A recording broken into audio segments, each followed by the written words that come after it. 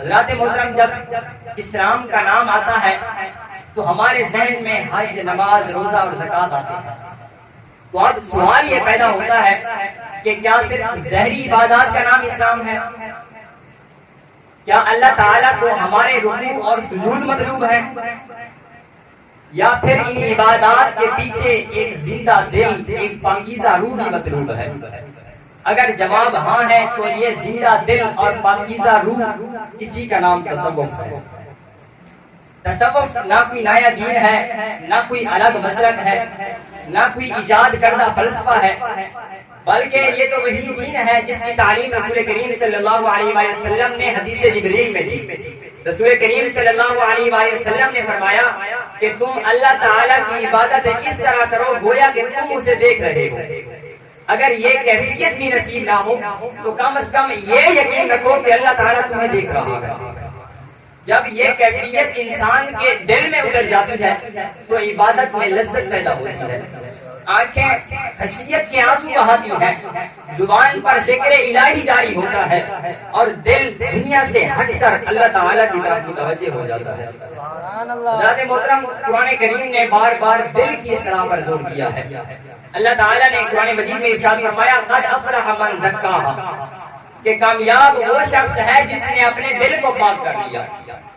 سوچنے کی بات یہ ہے کہ اگر نفس کا تزکیہ یہ اسلام کا حصہ نہ ہوتا تو اللہ تعالیٰ اسے کامیابی کی شرط کیوں قرار دیتا؟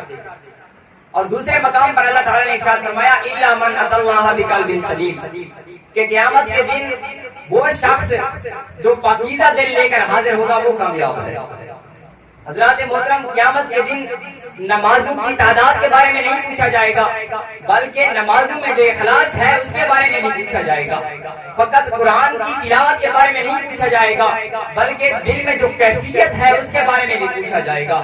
اور فقط ظاہری اعمال کے بارے میں نہیں پوچھا جائے گا، بلکہ باطن کی پاکیزگی کو بھی میزان میں رکھا جائے گا۔ حضرات محترم، حضرت جنید بغدادی رحمۃ اللہ علیہ آپ سے کسی نے پوچھا کہ تصوف کیا ہے، تو آپ نے فرمایا تصوف یہ تمام کا تمام ایک اچھے اخلاق کا نام ہے۔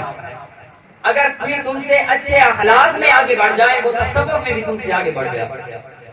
حضرات محترم، اب اس دور میں لوگ یہ اعتراض کرتے ہیں، وہ کہتے ہیں کہ لفظ تصوف نہ قرآن سے ثابت ہے نہ حدیث سے ثابت ہے، تو جس لفظ کو رسول کریم صلی اللہ علیہ وآلہ وسلم نے اور صحابہ نے استعمال نہیں کیا تو وہ لفظ دین کا مغز کیسے بن گیا؟ وہ کہتے ہیں یہ تو بدعت ہے۔